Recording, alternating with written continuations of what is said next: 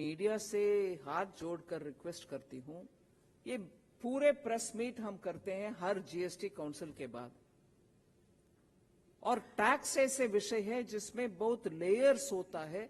कोई आंख बंद करके टैक्स लगाते भी नहीं है और आंख बंद करके हटाते भी नहीं है।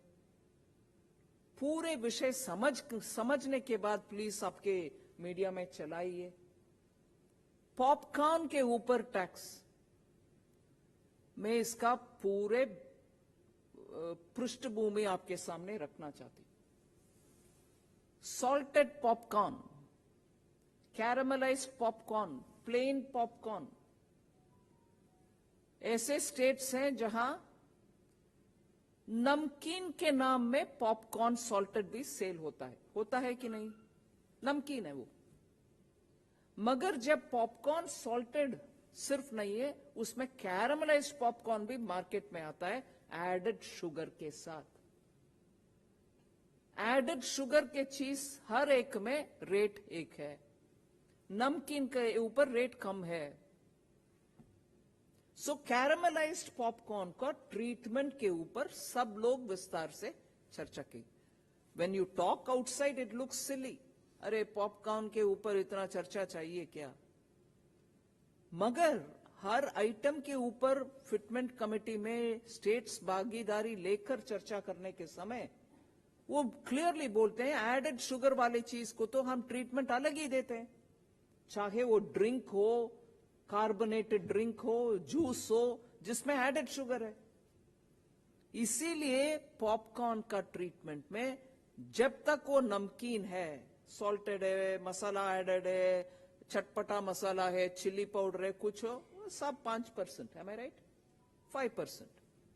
But when it has added caramelized sugar, it is no longer नमकीन, इसीलिए उसका रेट अलग है। सो वो थोड़ा आपके प्रेस नोट में हम विस्तार से उसका एक्सप्लेनेशन दे रहे हैं। विषय को समझकर प्लीज जितने भी आपके मीडिया के द्वारा स्प्रेड करना है करिए। दूसरा एक विषय, मैं पेमेंट एग्रीगेटर्स का भी इसी में जोड़ा, मगर I have already explain payment aggregators. दूसरा एक विषय है, उसके बाद मैं क्वेश्चंस के लिए ओपन करती हूं। ईवी व्हीकल्स, उसके ऊपर भी सुबह से चल रही है जब प्रेस कॉन्फ्रेंस फाइनल नहीं हो। ईवी व्हीकल्स के ऊपर ये एब्सोल्युटली क्लियरली मेंशन करना चाहिए कि नया व्हीकल्स ईवी खरीदने में 5% है। Am I right? 5%। पुराने ईवी व्हीकल्स खरीदने का विषय ही आया है। We want to promote EV. GST Council is in favor of EV. Nobody is stopping people from buying EV. मगर used EV खरीदने के समय एक व्यक्ति दूसरे व्यक्ति को सेल करेगा तो कोई नहीं है उसमें। The same thing as 5%. No GST. Sorry. Used EV. An individual selling to another individual, no GST. But if a company has bought EV, or if there is a regular registered used car seller who buys EV, does some propping up in it, adds value to it and then sells it. It was felt by states and it was felt by auto and many others also that the EV market is not so saturated as yet that used cars will come. And category में, therefore used cars category में EV भी है, petrol vehicle भी है, diesel vehicle भी है. And I like to highlight this point to you. हमारी तरफ से केंद्र सरकार, government of India which is 1/3 member of the GST, हमारी तरफ से एजेंडा में sale of old and used EV vehicles को 12 से 5 तक ले आने के लिए we had suggested. But when the discussions happened,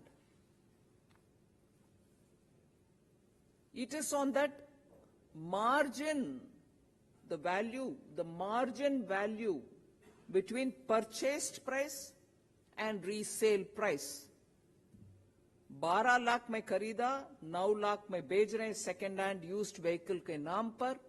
On the margin is only this 18% is being put, as would be for any used car.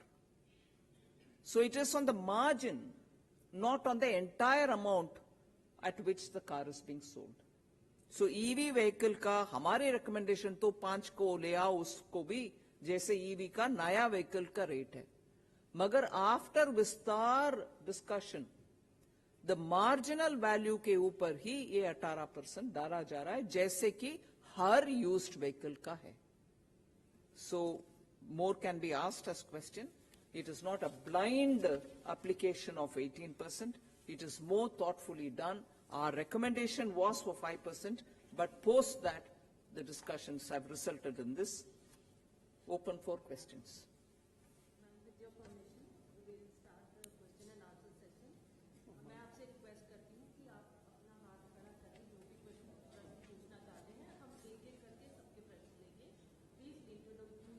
with your name and organization name before asking the question. हाँ जी, आप पूछिए. Madam नमस्ते, मैं first India से Rituraj Sharma, doctor Rituraj Sharma. Madam सामने please. मैं doctor Rituraj Sharma first India news channel से हूँ. मैडम ये पूछना चाहूंगा कि जो राजस्थान के तरह तरह के हस्तशिल्प उत्पाद हैं, राजस्थान के पर्यटन उद्योग है, राजस्थान में जो टेक्सटाइल का भीलवाड़ा का बड़ा उद्योग है, इन तमाम उद्योगों को लेकर कुछ जीएसटी में कमी या रियायत देने का कुछ है. यहाँ पास में ही क्षेत्र में मसाला उद्योग भी बहुत फेमस है, तो उसको लेकर कुछ आपके पास आए होंगे तरह तरह के ज्ञापन, तो कुछ उसमें रियायत देने का है, जीएसटी में कमी या रियायत.